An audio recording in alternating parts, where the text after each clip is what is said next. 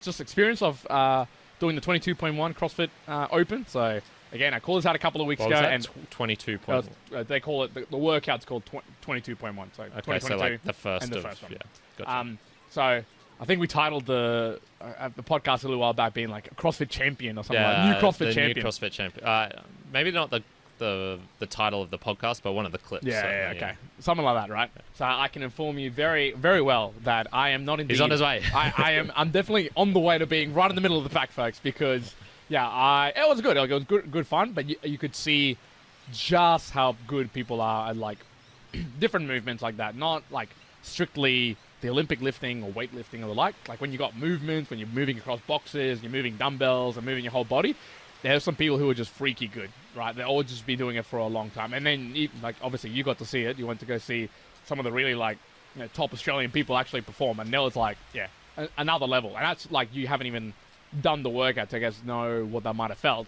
But I guess, did you get a bit of an impression of, say, some of the top talent there, like in that 7:20 p.m. session at Torian, where you're like, I can just tell that these people, like, the energy, like, production is pretty good, or any other sort of thoughts around it? Yeah, I think so like, just for context, I went in with Juan to the CrossFit Torian gym, and so we went in early.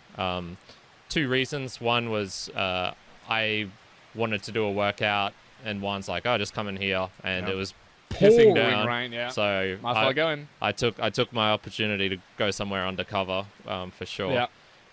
And then the other one was sort of just you were going there to stretch a little bit and scope it out, and honestly just to show me around as well, because I'd never been there. So general impression, like, the place itself is really cool, big warehouse type deal, lots of open space, good, not only good equipment, but people respected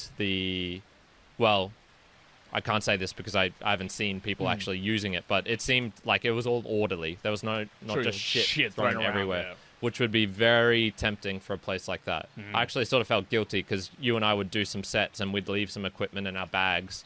We were probably the menaces, to be honest. Leaving shit everywhere. Because we had some stuff in locations where it probably shouldn't have been. The other, onto the people, like the...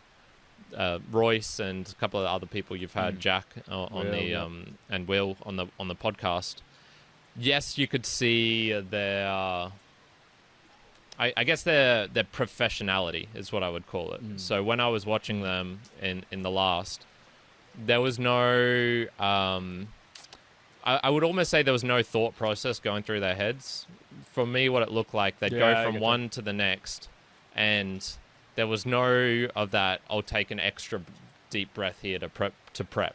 It was sort of, they finished one and they'd go immediately to the next. And where I thought it looked like he was taking like a little break to stop, no, he wasn't. He was in the movement of going down to pick up the weight to get up and start doing, what were those ones called? The dumbbell snatches.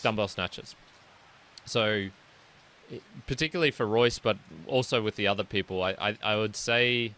their professionality in not like letting anything else distract them. The cheering crowd, and like not even letting their own mind distract them with take a quick break here, like take a quick extra couple of seconds breath. No. Now, obviously they needed to train to get to the point where their body could do that. But I think that I think you could notice that they were serious about it, whereas other people were like, I'm going to go do this and see what I get. True, you know? Like, that was basically sort me. Which was basically me, which was like, let's just see what happens. No idea on the timing.